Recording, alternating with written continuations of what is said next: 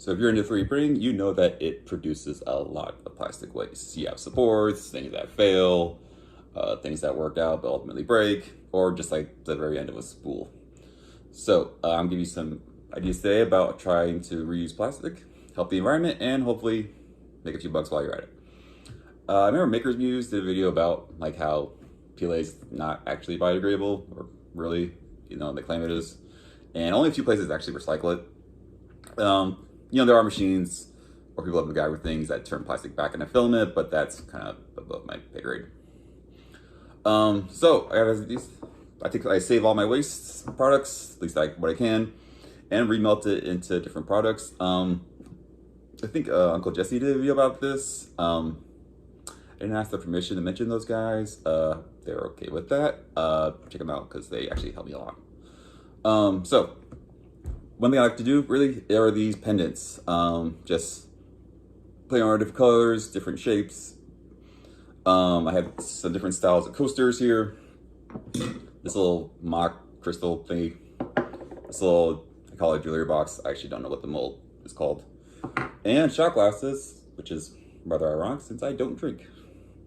All this is available on my Etsy shop, which is GardenofMadnessStore, and on Mercari, along with stuff that I'm allowed to sell. Hopefully, soon those people don't sue me. I think I'm doing this right. Which my shop is just Garden of Madness. Also on Etsy and Colts 3D, I have some different designs that I've designed. Probably could have said that more coherently.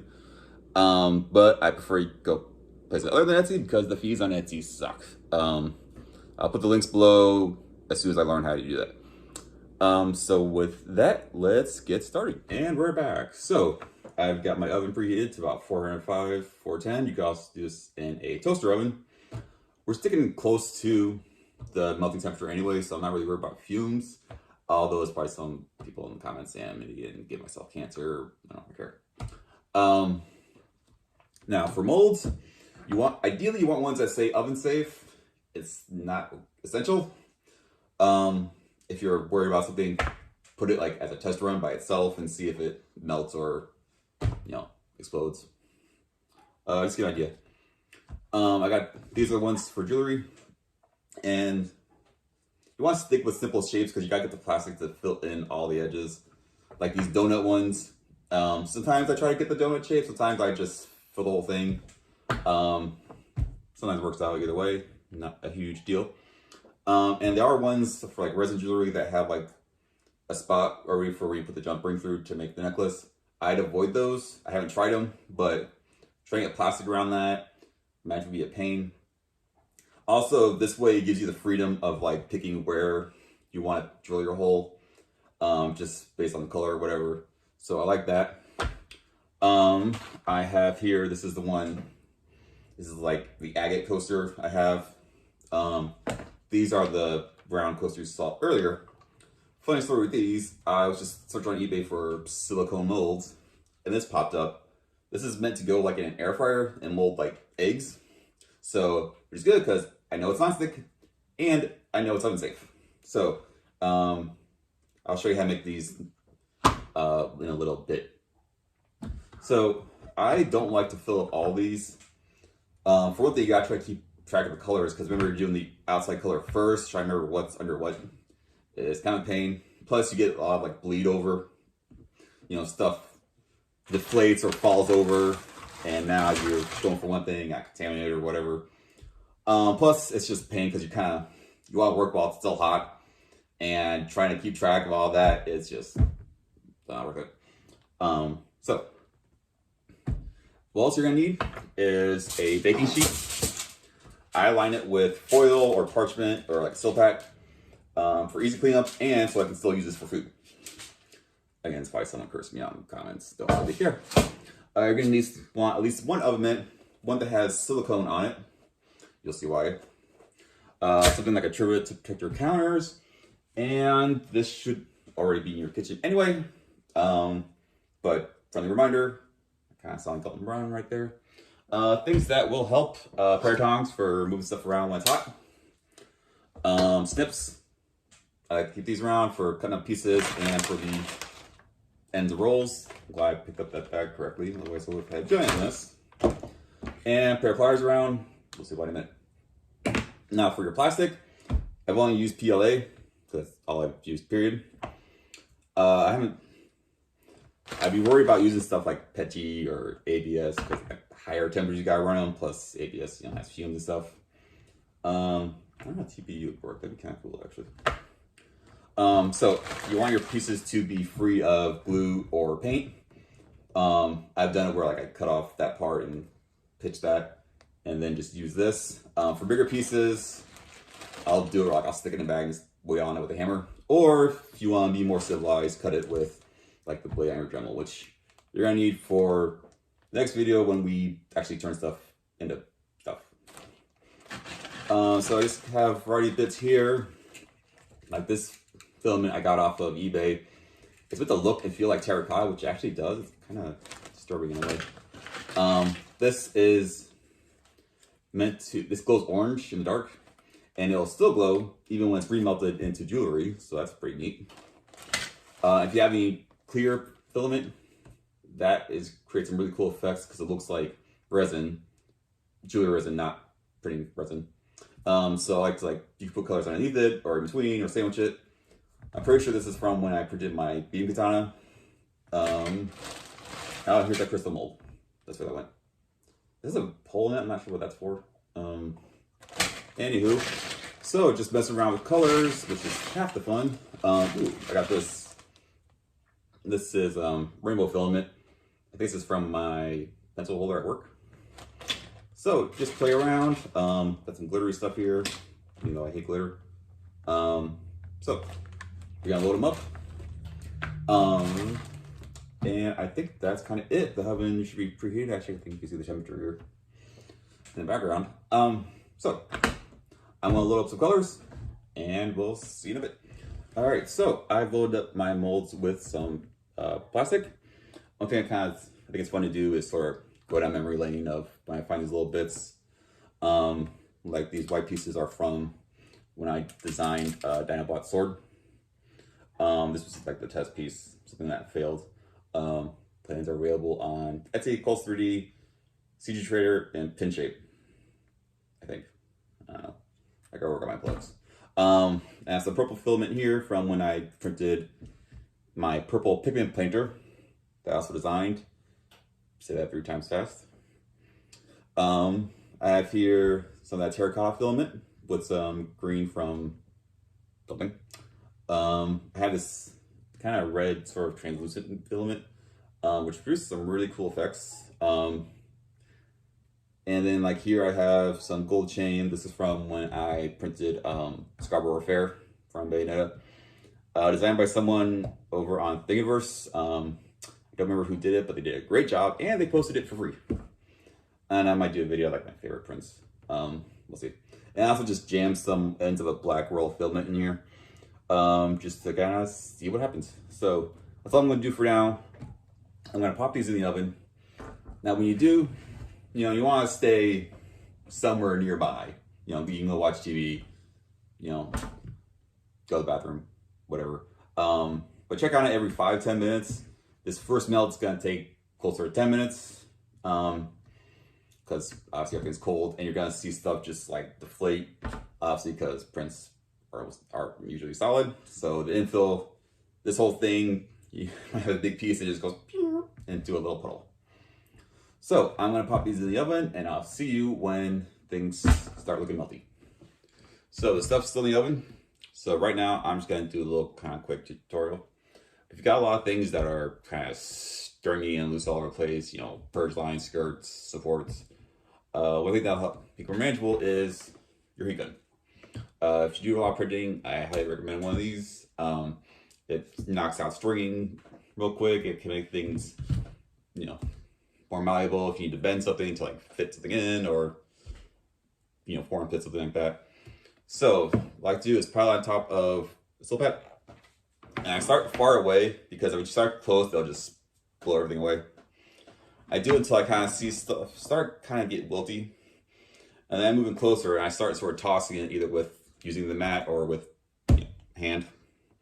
Then kind of ball it up and get it to more manageable size, and that way it makes it easier to, for one thing, store. Also, if you need to put any molds. And also, while those things are in the oven, one thing I like to do is once I've decided on my colors, I grab more of those colors because we're gonna need to be adding more to those. So I got my red here, gold, terracotta, the green stuff, the clear stuff, the ends of the filament rolls. If you want to go ahead and pre-snip them, that'll help. Also, speaking of going down memory lane of my scraps, this was from when I printed my master sword. I think the guy was Nerd Maker Engineer on Cult 3 and Etsy. I might have had those words mixed up. Anyway, highly recommended. He also did my Bloodbear Beam Katana. This is from a test piece I did. I designed the Azure Flute from Pokemon. So I did some small ones because the full-size one took like 2 days.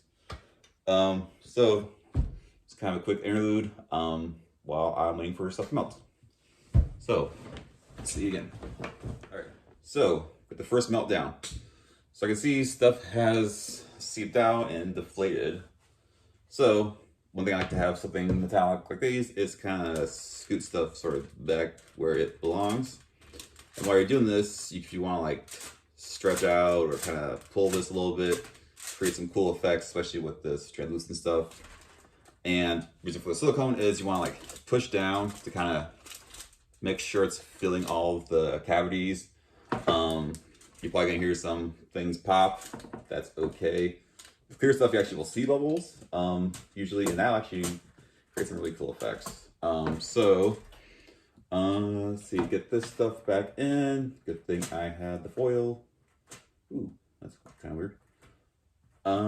So toss around, push it in. These look pretty well filled already. But I like to, it's a good pop, err on the side of caution. So, let's get more purples and a hunk of white on this one. That one, do a little more red. So you're kind of want to try to keep this part brief so you don't lose too much heat and have to remelt things too much. Just kind of add a smidge of green to kind of, and when you add plastic, you want to really push down, which is good because that's it's cooler. A little bit of gold on this part, just kind of really squeeze in. I know this gold stuff too takes, I had to run at higher temperature, it tends to create little bubbles, so I'm gonna really let that sit. The rest of this actually looks pretty good. So that was the first mold, and also I'm gonna pop this back in the oven. One thing too, remember this is hot. I've gone through about 4 of these bags because I keep brushing up against it. I've also melted some bread bags, and I've burned myself more times than I can count. So kids, don't try this at home. Probably should have said that in the beginning of the video, or get your parents, or whatever, I don't care, we can do it, I don't have any money. All right, I'll see you in a bit. All right, so once you're satisfied that these are filled properly and completely, you might, if you want to give them one last push again, then just set them out to cool. You just put them on the counter. If you're in a rush, you can do it in the fridge or in the freezer.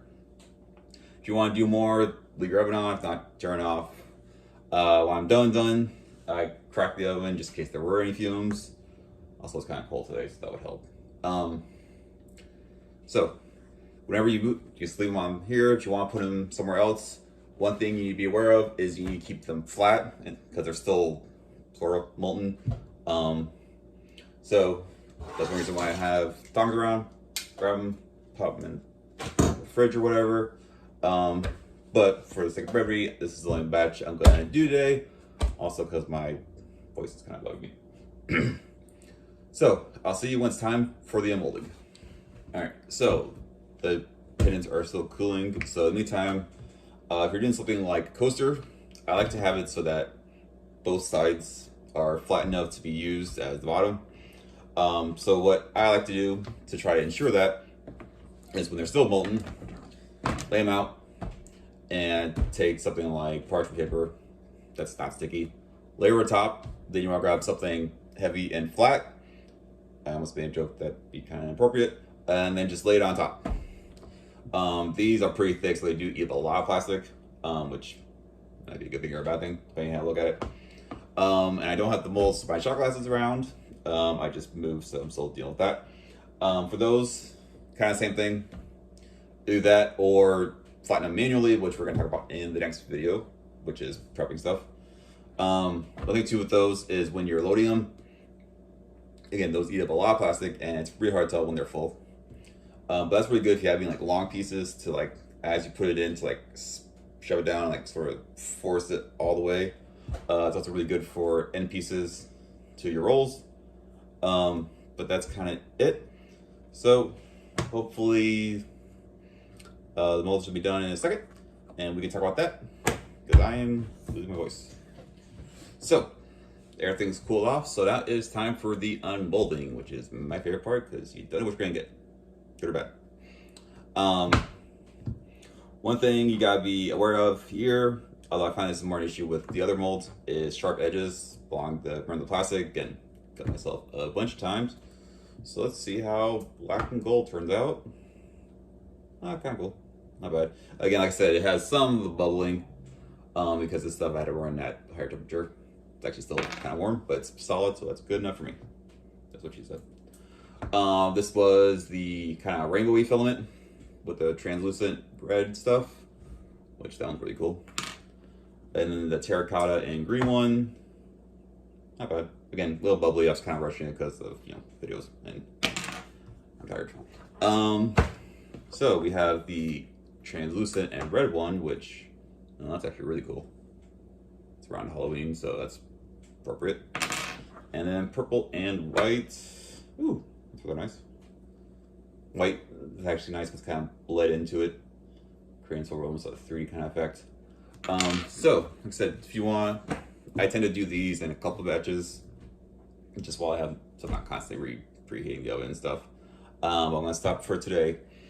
One thing you can do while you're here is start prepping for the final product. So, with all this excess stuff, you can use it, if it's thin enough, use your hands or a pair of pliers, rip this off, and remember, save all the scraps you can because you can reuse that for more stuff. This stuff comes off easily. I noticed this, also different plastics like behave different. Like I noticed this clear stuff is really brittle.